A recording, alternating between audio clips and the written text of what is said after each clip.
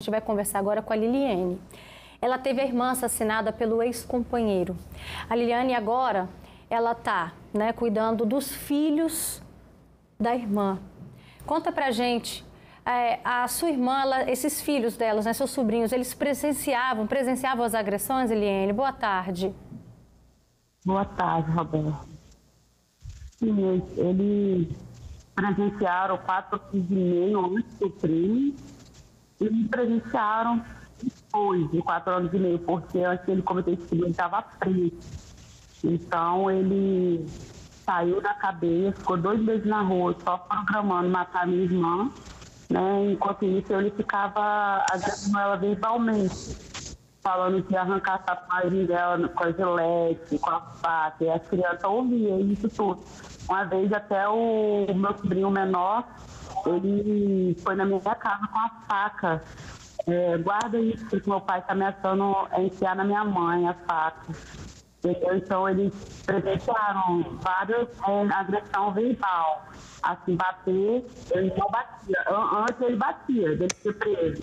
Mas depois que ele foi solto, ele não batia, mas ele agredia ela verbalmente, E ameaçava, várias ameaças. E o que você... Aliás, ele entrou para essa casa. Perdão, pode falar, Liliane. Ele ficou 15 dias dentro da casa dela sem a permissão dela, Com posse de uma arma, ele entrou com medo e minha irmã deixou. Todo mundo ficou com medo, no caso, E ela deixou ele entrar por medo. Portanto, ela não convivia com ele, ela não dava atenção para ele, era essa atenção. Então, ele, por causa dessa atenção que ela não deu, ele tirou a vida dela. E o que você sente hoje dos seus sobrinhos, que tiveram que aceitar a morte da mãe deles de forma tão trágica e tão cruel? Qual foi o impacto disso na vida deles? Assim, a gente pega ele chorando nos cantos, de vez em quando, Aí a gente pergunta o que é, e fala que tá sentindo saudade da mãe. E eles ficaram com ódio do pai, Que fez isso com a mãe dele, que cuidou dele sozinha, E estava tentando só ter a vida dela, ser feliz. Ela queria só ser feliz, a mãe dele.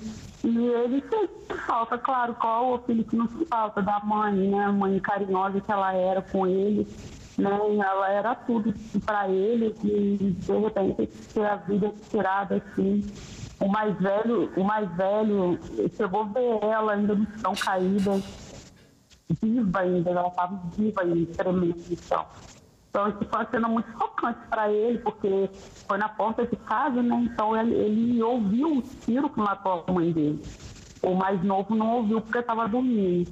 E estava com ele também na casa dele, Ele tinha levado o mais novo. Liliane, vamos fazer o seguinte, vamos tentar dar uma melhoradinha no seu áudio. Eu vou continuar o nosso bate-papo aqui no estúdio. Daqui a pouco eu volto com você. Quero saber com você, Luciane, a criança, o adolescente, igual a gente viu aí esse relato, ela pode vir a desenvolver quadros até mesmo mais graves? Sim. Vamos pensar assim, desde transtornos, transtornos assim, de personalidade, dependendo da faixa etária em que isso acontece, há transtornos de fobia, de ansiedade, que a gente fala, a própria questão de não conseguir constituir relacionamentos no futuro, enfim, uma série de coisas que a gente não consegue prever, sabe? Cada caso tem que ser estudado individualmente.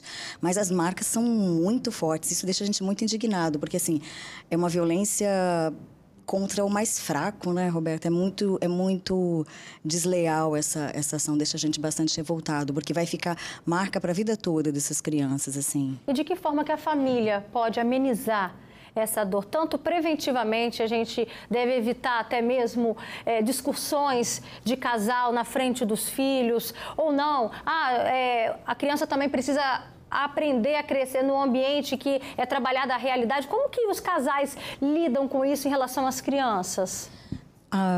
Claro que transformar, né, a vida cotidiana numa bolha, numa coisa surreal, não é legal. Então, alguma discussão ou alguma divergência de opinião é saudável que a criança perceba.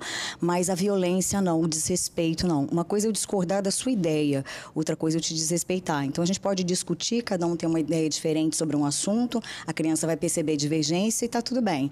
Agora, a violência não pode estar presente, né? A agressão, é isso que a gente tem que tomar cuidado. E olha só, gente, esse caso que aconteceu na semana passada no Mato Grosso é um caso até muito similar, muito parecido com esse que a gente abriu o programa. Uma menina também de 4 anos, ela viu a mãe e o irmão serem mortos, tá? Por quem? Pelo namorado da mãe. A menina conseguiu fugir e pedir socorro para os vizinhos. Mas, infelizmente, já era tarde demais. A mãe, Daniela Luiz, de 30 anos, e o filho, Gustavo Luiz dos Santos, de 14, infelizmente, já estavam mortos. A mãe de Daniela também foi gravemente ferida. O autor desse crime bárbaro trocou tiros com a polícia e foi morto durante esse confronto. O que deixa a gente revoltado, sabe o que é, Camila? É que quando muitas dessas mulheres vão lá, fazem, né, o boletim de ocorrência, fazem a representação, pedem a medida protetiva, na maioria dos casos, né, que não são todos os casos que a gente está falando, que fazem exatamente dessa forma, a gente vê o sujeito ficando preso por apenas 1 mês, 2 meses. O que explica isso? Voltamos àquelas questões todas nossas, né, mais globalizado, né, o sistema carcerário, a reincidência, sai, muitas vezes essas mulheres recebem de volta, igual no outro caso, que ela abriu a porta de casa para ele ficar lá mais uns dias, nessa oportunidade ele acabou cometendo. Então, a eficácia disso, a gente tem a lei, mas e aí, né? E para fazer isso valer, o que adianta, né? A gente ter ali o papel e como é que acontece? E assim, enquanto justiça, a gente fica paralisado por muitas vezes. Mas aí a gente volta no assunto onde a gente tem a base, né? Dentro de casa. Como que a gente está educando essas crianças, que são a nossa base, para não serem esses agressores amanhã, essas mulheres para estarem dizendo não daqui a pouco, essas meninas, né? Saber os limites, porque hoje a gente olha, a gente fala, para onde a gente vai correr desse jeito? E qual o caminho? Então, eu penso que é uma via de muitas mãos, onde a gente precisa estar juntos, né? As mulheres continuarem denunciando, mas mais do que uma denúncia, romper essas relações. Porque se não denuncia, entra com a medida protetiva, daqui a pouco descumpre, elas permanecem e a família ali junto nisso. Então, assim, cada um dentro da sua responsabilidade, a gente está caminhando, né? Porque é desanimador por muitas vezes. Olha só, temos aqui comentários que também trazem um ponto muito importante. A Priscila Alves fala, o álcool é uma droga. A gente estava aqui falando, né? Quando a droga potencializa aquela atitude agressiva que o sujeito já vem externando ao longo da vida. Ela fala, é o que motiva mais as agressões, o uso do álcool, que interfere e diminui o raciocínio de determinada pessoa. A Rita de Cássia Santiago também participa com a gente. Ela fala, a drogadição está acabando com as famílias e a sociedade. Pior que são as crianças presenciando essa situação e sendo vítimas impotenciais também. A droga é um alucinógeno. Se a pessoa é dependente, ele muda o comportamento e potencializa o lado violento do ser humano. É muito triste essa realidade. E a gente sabe, né, o quanto a droga realmente tem potencializado para acabar com muitas famílias. Principalmente porque a droga, ela tira, né, um sistema nosso que é a inibição. Nós temos uma inibição, nós temos, às vezes, vontade de externalizar uma raiva, mas a gente segura, né, esse controle. E a droga, ela inibe esse mecanismo, né? Então, o que acontece? Aquilo que a pessoa, ela fica sem freio, realmente. Mas é importante pensar, a droga não transforma a personalidade, a pessoa vai externar aquilo que ela tem. E como, né, você falou muito bem aqui sobre a questão da família, é na família que a gente tem a construção desses valores e dessa base, tanto para meninos e meninas terem comportamentos adultos mais responsáveis, né? Então, acho que a gente precisa olhar aí para essas famílias, para esses valores, o que está sendo colocado ali. E sim, um alerta sobre a droga, principalmente o álcool, que é uma droga lícita e aí parece que não tem tanto efeito na sociedade, mas tem sim, né?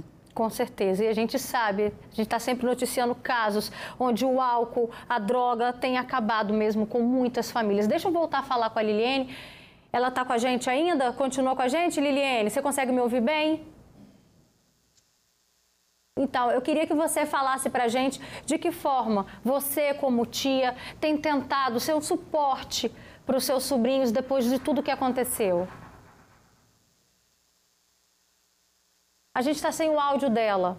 Então, deixa eu voltar a falar então aqui com a Luciane, de que forma que as famílias, diante desses casos trágicos, podem contribuir para o melhor desenvolvimento possível dessas crianças?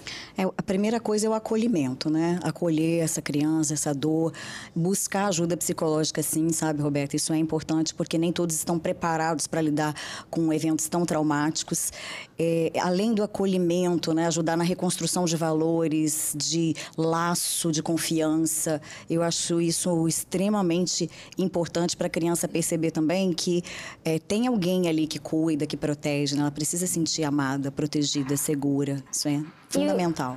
E os parentes conseguem preencher essa lacuna, esse vazio? Não, Roberta, suprir não, mas eles conseguem dar um apoio para que o dano seja menor. Né? O dano vai existir, mas para que ele seja minimizado, só isso. E superado, né? E superado, com certeza. Né? Tá certo. Obrigada, Luciane. Obrigada, Camila Dias, também pela sua participação aqui no Fala Espírito Santo. Voltem sempre.